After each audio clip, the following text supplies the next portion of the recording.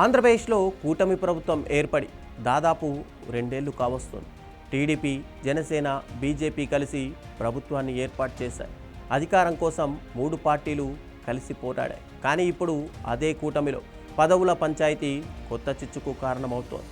Nominated పోస్టులు కావచ్చు, corporation పదవులు కావచ్చు, బోర్డులు, కమిటీల నియామకాలు కావచ్చు, అనేక చోట్ల తమకు అన్యాయం జరుగుతోందని జనసేన నేతలు, కార్యకర్తలు బహిరంగంగానే అసంతృప్తి వ్యక్తం చేస్తున్నారు.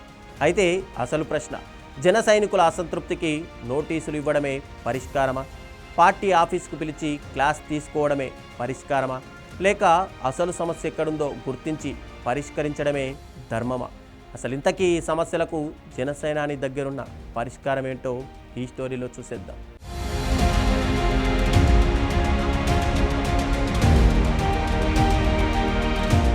కూటమి ఏర్పడే సమయంలో పదవులు, సీట్ల పంపకంపై ఒక అవగాహన ఉందని జనసేన వర్గాలు చెబుతున్నాయి. ఆ అవగాహన ప్రకారం జనసేన 30%, బీజేపీ 10%, టీడీపీ 60% అనే నిష్పత్తిలో పదవుల పంపకం ఉండాలని ఒప్పందం జరిగింది అనేది జనసేన వాదన. అయితే గత 2 ఏళ్లలో జరిగిన నామినేటెడ్ పోస్టుల నియామకాల్లో ఈ నిష్పత్తి కనిపించడం లేదని జనసేన నేతలు, కార్యకర్తలు ఆరోపిస్తున్నారు. అదే ఇప్పుడు అసలు అసంతృప్తికి కారణం. ఒప్పందం ఉంటే అమలెక్కడా? అమలు లేకపోతే కూటమి ధర్మం ఎలా పాటించినట్టు అన్న ప్రశ్నలు జనసేనలో వినిపిస్తున్నాయి. అయితే ఇక్కడ మరో విషయం కూడా కీలకంగా మారింది. ఈ 30-10-60 నిష్పత్తికి సంబంధించిన అధికారిక లిఖితపూర్వక ఒప్పందం ఎన్నికలప్పుడు చూసుకున్నామని నాయకత్వమే చెప్పిందని జనసేన నాయకులు, కార్యకర్తలు చెబుతున్నమాట.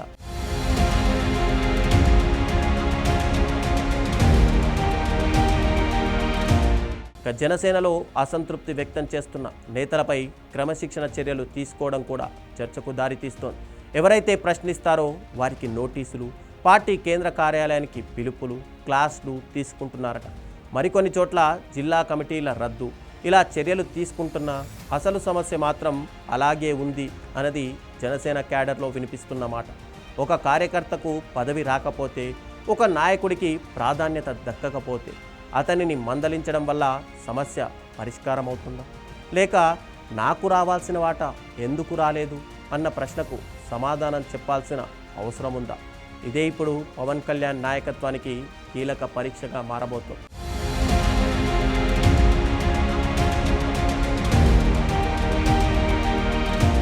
ఇది కేవలం 1-2 నియోజకవర్గాల సమస్య కాదని జనసేన వర్గాల్లో అసంతృప్తి వ్యక్తమవుతుంది.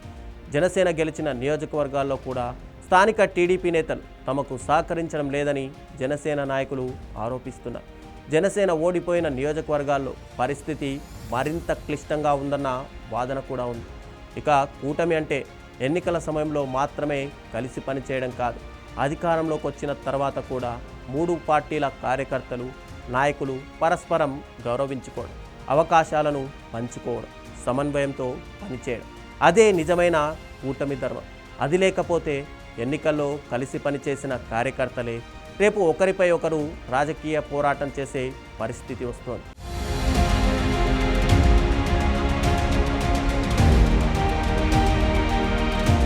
ఇక ఒంగోలు నియోజకవర్గంలో టీడీపీ ఎమ్మెల్యే దామచర్ల జనార్దన్, జనసేన నేత బాలినేని శ్రీనివాస్ రెడ్డి మధ్య ఏర్పడిన విభేదాలు కూడా కూటమి అంతర్గత సమన్వయం పైన చర్చకు దారితీశాయి. నేతలను పిలిపించి మాట్లాడడం, సర్దుబాటు చేయడం, తాత్కాలికంగా వివాదాన్ని ఆపడం వంటివి చేయడం అన్నీ ఒక ఎత్తు. కానీ గ్రౌండ్ లెవెల్లో 2 పార్టీల కార్యకర్తలు కలిసి పనిచేసే వాతావరణం ఏర్పడిందా అన్నదే అసలు ప్రశ్న. నేతలను సముదాయించడం ఒక్కటే పరిష్కారం కాదు. వారి మధ్య విభేదాలకు కారణమైన రాజకీయ, సంస్థాగత సమస్యలను పరిష్కరించాల్సి ఉంటుంది. లేకపోతే ఇవాళ ఒంగోలు, రేపు మరో నియోజకవర్గం అనే పరిస్థితి కూడా రావచ్చు.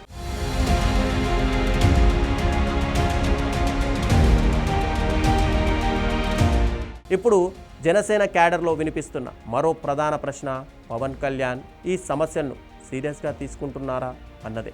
ఇక జనసేనను అధికారంలోకి తీసుకురావడానికి పార్టీ కార్యకర్తలు సంవత్సరాల తరబడి పనిచేశారు.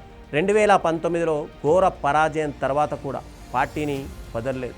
2024లో కూటమి విజయానికి క్షేత్రస్థాయిలో పనిచేశారు. అలాంటి కార్యకర్తలకు అధికారంలోకి వచ్చిన తర్వాత పదవుల్లో తగిన ప్రాతినిధ్యం దక్కకపోతే వారిలో అసంతృప్తి పెరగడం సహజం. అందుకే నాయకత్వం కార్యకర్తల ప్రశ్నలను అణచడం కంటే వాటిలో నిజమెంత ఉందో పరిశీలించాలి. ఇప్పుడు పవన్ కళ్యాణ్ ముందున్న అసలు సవాల్ కూడా ఇదే. జనసేనలోని ప్రతి ఆరోపణ నిజం కావాల్సిన అవసరం లేదు. అలాగే ప్రతి అసంతృప్తి వ్యక్తం చేసే నాయకుడిని క్రమశిక్షణ రాహిత్యుడిగా ముద్ర వేయడం కూడా సమస్యకు పరిష్కారం కాదు. ముందుగా వాస్తవాలను లెక్కించాలి.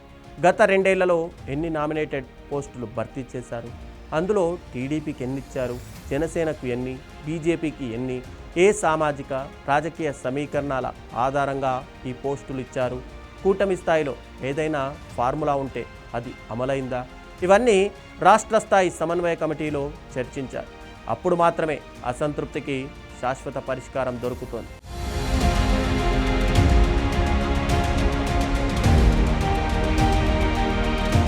ఇక 3 పార్టీలు కూటమిగా కలిసి అధికారంలోకి వచ్చారు.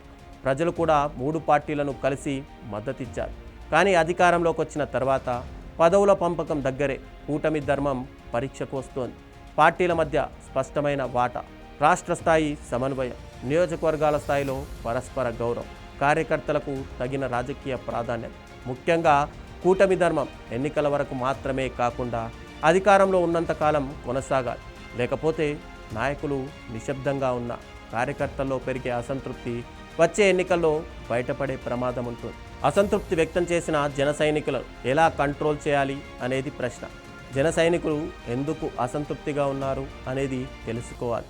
ఆ కారణాన్ని పరిష్కరించాలి.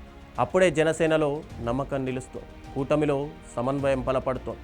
లేకపోతే నోటీసులతో అసంతృప్తి ఆగొచ్చు, కానీ అసంతృప్తికి కారణం మాత్రం ఎక్కడా ఆగదు.